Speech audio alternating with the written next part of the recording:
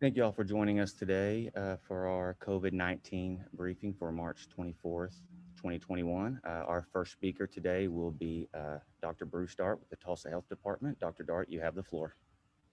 Thank you, Brian, and good afternoon, everyone. Thanks for joining us today. After more than a year into the pandemic, the outlook in Tulsa County is really looking so much better. But it's good to know that everyone should know that as of March 23rd, 774 Tulsa County residents have died since the pandemic started. 72,378 residents have tested positive. We all know that lives have changed forever over the past year, and we appreciate all the sacrifices everyone has made to stay safe and to keep our community safe as well. We've here at Tulsa Health Department, we've always maintained a commitment following the data, being transparent, and keep our residents safe and healthy. And for more than a year, the public health professionals at Tulsa Health Department have been engaging in epidemiological investigations, contact tracing to identify cases, and slow the spread. We have been running a COVID-19 information phone bank and COVID-19 testing operation for the past year, and of course, administering COVID-19 vaccines at a rapid pace. We've been providing safety recommendations to local businesses and events, reporting transparent local data, and providing clear and consistent public health messaging in multiple languages so everyone in our community is empowered with the knowledge and resources they need to stay safe while COVID is transmitting to our community. The past year has tested the strength and resiliency of our staff and partners, and I could not be more proud of the dedicated public health professionals. I've had the privilege to work alongside our healthcare partners and our nonprofit partners as well.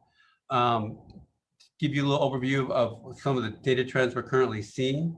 As of March 23rd, a little more than 11% of the population in Tulsa County has tested positive for COVID-19. We are at 10% on February 4th. At that time, we were predicting it would take about 2 weeks to reach 11%, which means that the number of new cases reported weekly is slowing dramatically. To put this in perspective, the day with the highest number of cases during the peak months was January 4th, with 1,224 cases reported. From March 3rd through March 23rd, there have been 1,273 total cases reported. Tulsa County residents aged 18 to 35 continue to make up the largest percent of cases, with almost 33% of all cases in that age group. Children 0 to 4 make up the least percent of all cases at only 2%. The highest percentage of death is still overwhelmingly in the age group of 65 and older at over 80%. And this age group accounts for the highest percentage of hospitalizations as well, with almost 52%. The death rate, and this is not age adjusted for Tulsa County, is now 119.7 deaths per 100% population. When we reported on March 3rd, the death rate for Tulsa County was at 111.8 deaths per 100,000. The number of cases, deaths, and hospitalizations in Tulsa County were highest during November, December, and January. And those 3 months accounted for 60% of all cases, 61% of all deaths, and almost 55% of all hospitalizations to date. Just so everyone knows, we are moving to a weekly update on our data dashboard to align with the Oklahoma State Department of Health. The dashboard, including our zip code level risk map, will be updated each Wednesday afternoon. The dashboard has been viewed more than 500,000 times by people all over the world, and I encourage everyone interested in local data to check out our dashboard. Also, I think many people have already heard, but beginning Monday, March 29th, all Oklahomans aged 16 and up will be eligible to receive the COVID-19 vaccine. We continue to tell everyone the vaccine is safe, it's effective, it will save lives. As more people in our community receive the vaccine, we are finally starting to see the light at the end of this very, very long, bleak year. In Tulsa County, as of March 22nd, almost 69% of residents over the age 65 have received at least one dose of the vaccine. 51% of residents over the age of 65 have completed the series, and that's great news. For Tulsa County residents over the age of 16, 32% have received at least one dose of the vaccine, and 17.2% have completed the series. Nearly 250,000 shots have been administered to Tulsa County residents so far. The Tulsa Health Department alone has administered 81,852 vaccines at the large pod operation at North Regional Health and Wellness Center on carrying vans, and of course at Expo Square. Included in this number are 48,917 first doses of Pfizer and Moderna and 32,935 doses to complete the series for Pfizer, Moderna, and Johnson & Johnson vaccines. And we continue to encourage everyone to seek a vaccine appointment. You can register on the Oklahoma vaccine portal to find an appointment from a health department. Local healthcare providers also have vaccines, along with pharmacies and tribal health services. There are many more opportunities to receive a vaccine now throughout Oklahoma and in Tulsa County. THD continues to load new appointment opportunities for the following week each Wednesday evening, so we'll be loading new appointments tonight. I encourage everyone to register in the Oklahoma vaccine portal to seek an available appointment. The portal is available in English and Spanish, and we have bilingual staff at our clinic. We also have the ability to utilize translators in nearly any language, including sign language, through translation services on the iPad. The equitable distribution of vaccine and information about the vaccine is critical. We've been working with community partners to bring the vaccine to vulnerable community residents through local faith organizations and community centers, including outreach to African American, Latinx, and Burmese community residents. We've also worked with organizations like the Center for Individuals with Physical Challenges to provide vaccines. It's important that we empower residents with the information they need to feel confident about their decision to vaccinate. I encourage anyone with questions about the vaccine to speak to their healthcare provider or call the Tulsa Health Department to speak to a public professional. We're here to help to provide facts and dispel myths and misperceptions about the vaccine. And I want to repeat it, we can't, I think, say this enough, but COVID-19 vaccine is safe and it's effective. I encourage everyone over age 16 to make an appointment and get vaccinated. I know everybody wants the same thing. We want COVID-19 pandemic to be a distant memory. The vaccine is really our best shot to get through to the other side of this pandemic and to look forward to life as we used to know it and create life going forward. And really what's going to result in a brighter future for everyone. We've been collecting stories from local residents who have received their vaccine from the Tulsa Health Department, and these videos will be shared on the Tulsa Health Department social media channels. Today, we will release the first in a series of videos, and I encourage everyone to check it out. You might recognize a friend or a neighbor. Everyone's story about why they chose to get the vaccine is unique, and I encourage you to share your story to inspire others. Use the hashtag @OurShot918, and together we can help everyone in Tulsa County feel confident in their decision to receive COVID-19 vaccine. We've had lots of questions about what might happen after spring break holidays. So as we know, it takes about 2 weeks after you receive both vaccines in a 2-dose series like Pfizer and Moderna, or 2 weeks after you receive the Johnson & Johnson vaccine for your body to develop the immune response to prevent infection. We're still learning how vaccines will affect the spread of COVID-19. After you've been fully vaccinated against COVID-19, you should still continue taking precautions like wearing a mask in public, staying 6 feet apart from others, and avoiding crowds and poorly ventilated spaces until we know more about how the vaccine impacts COVID-19 transmission. These prevention steps remain important even as more of our community is vaccinated, as we're still learning how long COVID-19 vaccines actually protect people. The CDC guidelines indicate that fully vaccinated individuals can gather indoors with other fully vaccinated people without masks, unless someone has an increased risk for severe illness from COVID-19. As you plan your spring holiday activities, we encourage residents to continue to follow CDC guidelines to stay safe, follow the 3 W's of wearing your mask, wash your hands, watching your distance, and those recommendations will be here as long as COVID-19 is at risk in our community. And then, as we always do, please continue to follow the recommendations of health professionals to stay safe. The Tulsa Health Department will continue to provide updates and information. We encourage everyone to seek information from credible sources as we navigate towards the end, safely into this pandemic. And trust me, we are getting there. There is light at the end of this tunnel. I think everyone is looking forward to determining what life's going to be when this is over. So it's great to talk about some positive things as opposed to what we've had for the past year. So keep in mind that as we're moving in a new direction and staying safer, please stay vigilant, please stay safe. At this time, I'd like to introduce City of Mayor Tulsa, Mayor Bynum. Thank you, Dr. Dart. Please stand by for our next speaker.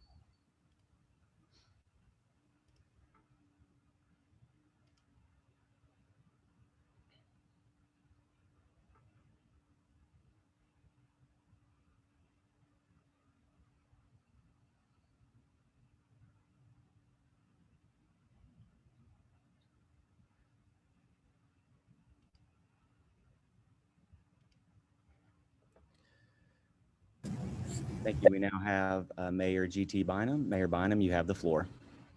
Thank you very much. And as always, I appreciate Dr. Dart and his team at the Tulsa Health Department who have just been tireless throughout this pandemic and continue to do so much for our community. I am cautiously optimistic and encouraged by the numbers that we continue to see in this pandemic. We continue to see a decline. Just to put things in context, back in early January, we hit an all-time high of COVID hospitalizations in Tulsa County at 468 people at one point who were hospitalized here because of COVID. This week, that number got as low as 39. And so you definitely see just tremendous progress being made thanks to people being smart and people getting vaccinated and building up that immunity in our community. And I can't encourage folks enough to get the vaccine as soon as you're able to. I had the opportunity to get it about a week and a half ago, and I'm excited to go and get my second shot here in early April. And it was an excellent system that they had, that the health department had set up here at the fairgrounds. I was able to go in, get my shot, wait about 15 minutes, and then get back to work, and had no side effects from that initial immunization. I really want to thank the teams at both the Tulsa Health Department and the Oklahoma State Department of Health, who are just doing a tremendous job of getting this vaccine deployed, both in our community and statewide. I get a regular report on how we're doing, and on any given week, Oklahoma usually ranks between 6th and 8th in the whole country for deployment of the vaccine per 100,000 people. And so truly, we are a top 10 state when it comes to getting this vaccine out there. And I'm just incredibly grateful for everybody that's working hard to get that done. And of course, great news yesterday that very soon anybody who wants to get the vaccine will be eligible to get it. We're continuing to think about, as we see the positive numbers, as we see more and more people getting vaccinated, about when we can further ease restrictions here in Tulsa. Of course, I think we all heard Governor Stitt's remarks a couple weeks ago, where he began to ease restrictions that were put in place by the state. And, I thought the governor's comments about what our goal needs to be here were exactly correct. We do not have these restrictions in place to get to 0 cases of COVID or 0 hospitalizations. That's an unrealistic goal. And so what we do think is our goal and our focus here in the city of Tulsa, though, is to follow the guidance of our healthcare professionals, and in particular our hospital leadership, who are the last line of defense for saving lives here in our community. And when they are tasked with that and they ask us to do things that can help them save lives, we're going to do that. And so the conversation that my colleagues on the city council and I had with healthcare leadership a couple weeks ago, their ask of us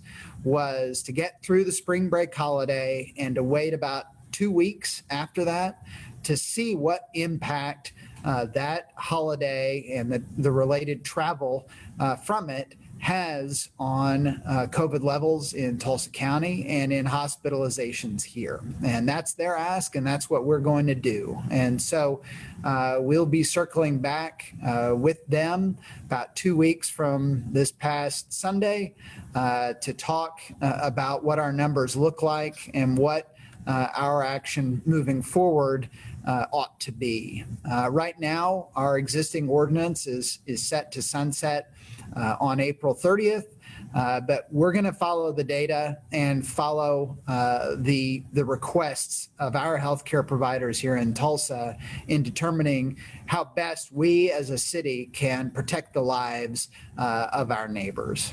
And so we'll continue, of course, to keep everybody updated as those conversations move forward. Since the launch of our emergency rental assistance program just last Monday, in a really important partnership between the city of Tulsa and Tulsa County and Restore Hope, we received more than 2,500 applications for rental and utility assistance, all of which totals approximately $7 million in requested assistance. This is a strong indicator of the continued needs that exist in our community to shore up our economy, to get people back into jobs, and to do what we can to avoid evictions here in our community that can lead to far greater problems for our community and far greater challenges to be dealt with. If we can address it on the front end by preventing evictions, by working with landlords, by providing rental assistance. Fortunately, thanks to federal programs, we as a city and a county are in a position to fund that. And so I want to thank my colleagues at Tulsa County for working with us on this. And one thing that's super important for everybody to understand, we work directly with the landlords on this. So when a need is out there for rental assistance to cover somebody's rent, we're not just handing somebody a check and hoping that they spend that on rent. The payment goes directly to the landlord to keep that person in their home. And landlords should expect those funds for this initial wave of applications to start arriving here in the next couple of weeks. If you need assistance or you're a landlord and want to learn more about this, you can go to cityoftulsa.org/ERAP for more info on that. I'm getting a lot of questions from folks on the American Rescue Plan that was approved by Congress and signed by the president here in the last few weeks. The Tulsa City Council and I have established a working group to prepare for and evaluate how those funds might be spent. You know, I've read a lot of numbers flying around in the media about what we can expect. We've received no official determination from the U.S. government as to what we will be granted. Also, in my opinion, the law that was enacted is fairly broad as far as how that money should be spent. And so our hope is that the United States Department of Treasury will have more specific guidance as to what can be an expenditure under those funds. I'll just be completely candid. I feel a heavy burden to make sure that we are expending these funds in the most effective and responsible way. I'm cognizant of the debt that those funds represent when you think about it in totality at one of the largest spending bills ever enacted by the federal government. And I want to make sure that Tulsa does not end up on some list of boondoggles as to how that money is spent, because I have a great fear that 6 months, 18 months, 24 months down the road, there will be examples of that out there. And I want to make sure that whatever we do here in Tulsa is beyond reproach in spending those funds. It's also very important to me that we don't take on expenses because we have this windfall federal funding coming in. We don't want to take on expenses that increase our operating costs at the city of Tulsa. We are going through right now a very challenging budget development process, which the council and I are working on, making sure that we do, as we do every year, have a balanced budget here at the city of Tulsa. And because of that, we don't need rescuing. We've made the hard choices over the last year to balance our budget. Our employees have have really shouldered a lot of that burden by taking furlough days to balance our budget and foregoing any sort of compensation increases to keep our team employed here and keep, in particular, our first responders deployed within the community. And so, unlike apparently other cities out there, we don't need to be bailed out by anybody. Our budget is balanced. But if there are things that we can be doing to help our neighbors through such a challenging time, then we're going to evaluate what those things might be and try to utilize these funds in the most prudent way possible. So, we're hoping to have guidance from the U.S. Department of Treasury here in the next week or two that will guide how these funds might be spent and what we might be receiving here in the city of Tulsa. And as we have that, of course, we'll be, as we always are in these, very transparent with the citizens, and we're going to want to hear from the citizens and our neighbors throughout the community as far as what the highest and best use of those funds might be. So again, I encourage everybody, get out there, get your vaccination. That is the best way for us to stomp this thing into the ground and move forward. There are so many positive things in the works right now here in Tulsa, especially on an economic development front. Cranes are in the air. We continue to hear from companies that have a significant interest in investing in Tulsa in spite of us being through a recession and a pandemic. And I really, I have this sense right now that we've been through this gauntlet over the last year, a real test of us as a community and of our resolve. And now we're moving into hopefully the final phases of that. And there are exciting times ahead for us. There are real opportunities for us to grow as a community and to be the globally competitive world-class city that we all want Tulsa to be. So I'm very appreciative of everybody who's working on that front and seeing that we emerge from this trying time stronger than ever and more competitive than ever. And now I will turn it over to my colleague from Tulsa County, County Commissioner Karen Keith. Thank you, Mayor Bynum. Please stand by for our next speaker. Turn it over. Thank you, Mayor. All right, we now have Commissioner Karen Keith. Commissioner, you now have the floor. Thank you. Thank you, Mayor. Couldn't you just feel the optimism from the mayor? I mean, things are getting better, and I hope everyone is doing well and getting your vaccinations. I will tell you this, after that second shot and you've waited the 2 weeks, you will feel so much more optimistic like the mayor. So can't wait till he gets his second one. So please take advantage of these multiple opportunities to get vaccinated. Now, like the mayor said, Expo Square continues to be a good place to get your COVID vaccinations. Through this weekend, vaccinations with the Tulsa Health Department are available for pre-registered residents on the lower level at River Spirit Expo. Then on the upper level, the Muskogee Creek Nation is offering vaccinations to all Creek citizens all day, Friday and Saturday, 8 a.m. to 5 p.m.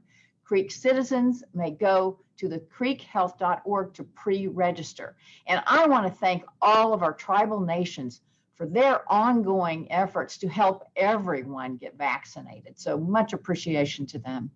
And vaccinations become available to all Oklahoma residents on Monday. And Dr. Dart mentioned that.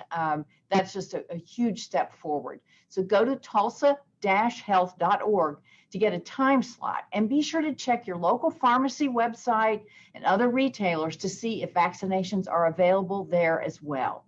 And while it's not something everyone wants to think about, I do want to mention that if you paid half of your property taxes in 2021, the other half is due next Wednesday, March 31st by 5 p.m. Make sure you get those payments into the treasurer's office located on the 8th floor in the Tulsa County HQ. That's on the southeast corner of 6th and Denver. And next, like Mayor Bynum said, I want to say it again, I'd like to remind folks that the Emergency Rental Assistance Program, led by Restore Hope, is fully up and running. And this joint effort through CARES funding from both the city of Tulsa and Tulsa County is open to Tulsa County tenants and landlords. You can apply at erap.restorehope.org. And City of Tulsa also has it on their website as well as Tulsa County. Now, along with this same topic, we know that Tulsa County is getting funding through the American Recovery Plan Act. We anticipate approximately $127 million from two buckets of money split between this year and next year. And as we await further guidance from the Treasury Department, we are continuing to identify potential opportunities and areas of need. And while it's not something everyone wants to think about, I again want to remind you about your taxes and getting those paid next Wednesday so you don't get in trouble. I also want to remind everyone that there is a Board of Education and General Elections covering nearly every municipality in Tulsa County coming up on April 6th. Gwen Freeman, the Secretary of the Tulsa County Election Board, tells us that absentee ballot requests are up 810% from 2019 for this same municipal election.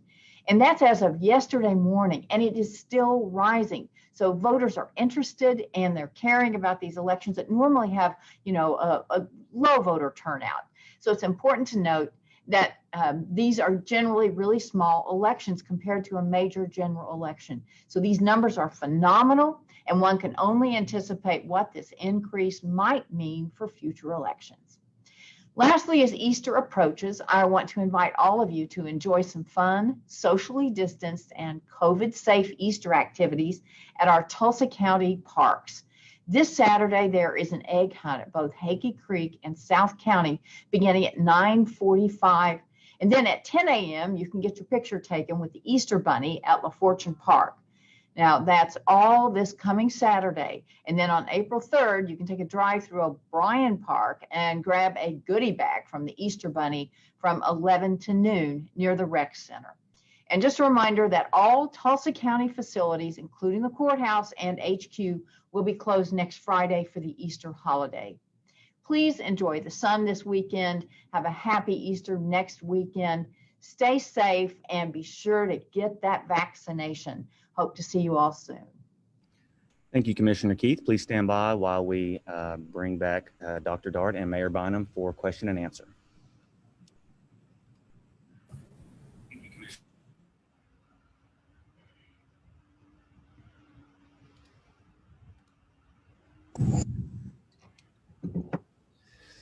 Thank you all. We will now begin our question and answer portion of the briefing. First question is from Fox 23 for Dr. Dart. Does Tulsa Health Department have any guidance for parents of teens wanting to get the vaccine? We know Moderna is for 18 and older, but Pfizer says those as young as 16 can get it. We're following CDC guidelines that recommend 16 and older receive vaccine. Now, it's important for parents to know that Moderna and Johnson & Johnson are for children 18 and over. Only Pfizer is recommended for children 16 and over. But if you've got a child 16 or older, let's make an appointment. Let's get them vaccinated. Thank you. Next question from Fox 23 for Mayor Bynum. Do you foresee any possibility that the mask ordinance and other COVID policies could be rescinded earlier than the May sunset date? As I said, we're going to circle up with our hospitals and health department leadership here at this point, in about a week and a half to evaluate the impact of spring break.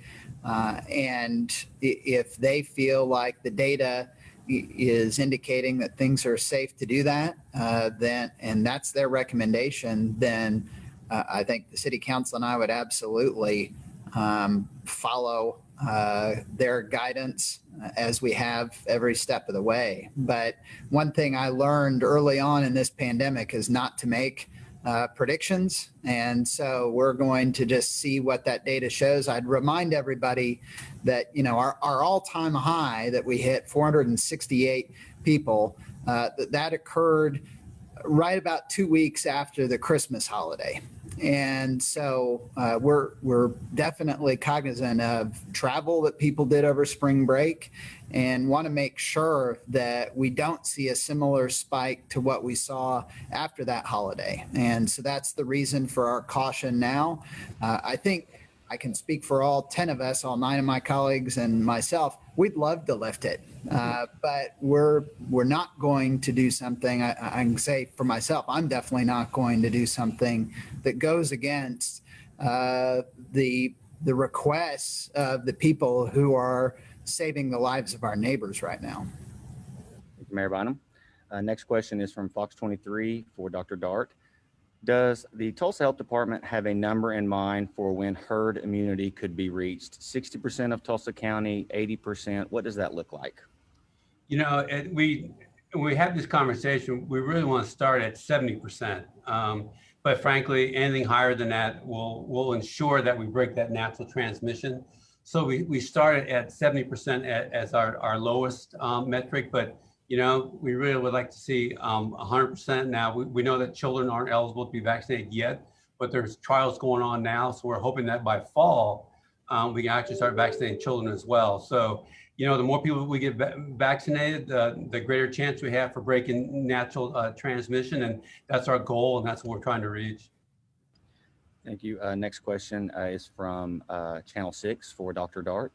Vaccination clinics in Oklahoma City and some tribes have appointments left unfilled. Is there any indication here of interest in vaccine is waning yet here in our area?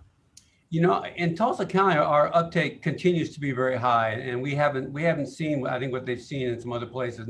But you know, we know that your ability to receive vaccine, there's many more access points now. So I'm sure that eventually that's going to start to occur here as well. It just hasn't happened yet, but you know, we're constantly following that data, and we'll pivot based on what we see and what the uptake will be. And we continue to do messaging, encouraging people to get vaccinated. And if we have to have a different footprint, you know, outside of Expo Square, that makes it a little bit easier. We don't need such a large facility because uptake is what it is. We'll pivot to that as well. Thank you, Dr. Dart. Next question is from Fox 23 for Mayor Bynum. At the last news conference, you mentioned that the COVID policy working group was going to start looking at ways to possibly allow fully vaccinated people to be excused from the mask mandate. Was there any progress out of that meeting? And is it possible to let people out of the mask mandate with proof of full vaccination? First of all, I did not say that we were going to do that. I was asked if we had considered that, and I said that we'd be happy to talk about it at our next meeting. But the outcome of that meeting was that nothing should be changed for right now, that we have the order in place, and that our healthcare providers are asking for us to hold off at least 2 weeks after the spring break holiday ends before we evaluate any changes. And so that's where we are at this point. Thank you, Mayor Bynum. Next question is from Channel 8 for Dr. Dart. The change in the way the state is reporting local COVID data seemed to skew the numbers for a lot of COVID data reports. Why is now the time to make the switch to weekly reporting instead of daily reporting? You know, in all honesty, I think that's a question you need to ask the state health department. We would like to continue updating daily information, but we don't have that option now because the state's only reporting weekly. So and we weren't involved in the conversations to change that policy. So why it happened, we really don't know. And like anything else with the pandemic, as things change, we will adjust and change with it. So our dashboard more than likely will change. We'll take down some of the metrics that were strictly weekly to reflect that, or strictly daily to reflect that reports are weekly now. And hopefully we'll still be able to provide the information that Tulsans need to stay informed and stay safe. Thank you, Dr. Dart. Next question is from Fox 23, and it is being asked to both Mayor Bynum and Commissioner Keith. We will all remember the closing of pools, splash pads, and playgrounds last spring at the start of this. Are the city and county going to hire lifeguards and other summer park-related jobs for the upcoming summer in the hopes of having normal activities again? And I'll let you guys decide who would like to answer first. So, well, Mayor, we're looking at, we hope, yes, we hope to be able to open everything up and do as much as we can, but we have to do it safely, and that's just the name of the game. But we obviously want people back outdoors and in our parks, and they are taking advantage of that even now. And as you heard, we've got Easter things coming up for our parks. And so, Mayor, what's happening with the city parks? Yes, we are budgeting to have our pools open this summer. And I know our parks director, Anna America, and her team have been working to look at best practices around the country about how they can be operated safely. But yes, we are planning to have them open this summer. Very much. And our last question is from the Tulsa World to Dr. Dart. How does the state's cadence change in data reporting from daily county level reporting to weekly affect the city and county's ability to respond to the pandemic moving forward? I guess we're gonna have to wait and see, to be perfectly honest. We use that information daily to inform our decision-making going forward. And I think, we have a relationship with OSDH. If we need additional information, I feel strongly that we could possibly get it. But as I said before, that decision to change how our data was reported, we weren't involved in that conversation. So we're gonna have to figure out really how best to go forward. And so far, I think we've adapted to every challenge that we've gotten through this pandemic. And if this is a challenge, we'll adapt to that as well. Thank you, Dr. Dart. That will conclude our press conference for today. If any of these speakers would like to say anything one last time, now is the time, or we can go ahead and just end the press conference right now. All right. I do want to add one thing,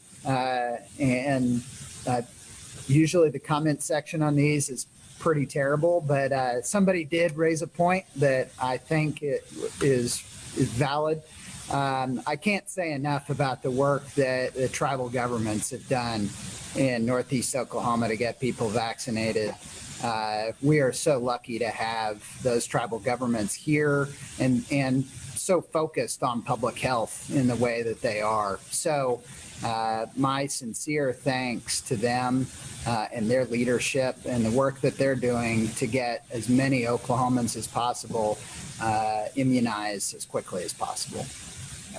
Totally agree. Get your shots. Yes. Thank you all for joining us today, and this will conclude our COVID-19 briefing for today. Everybody stay safe. Thank you.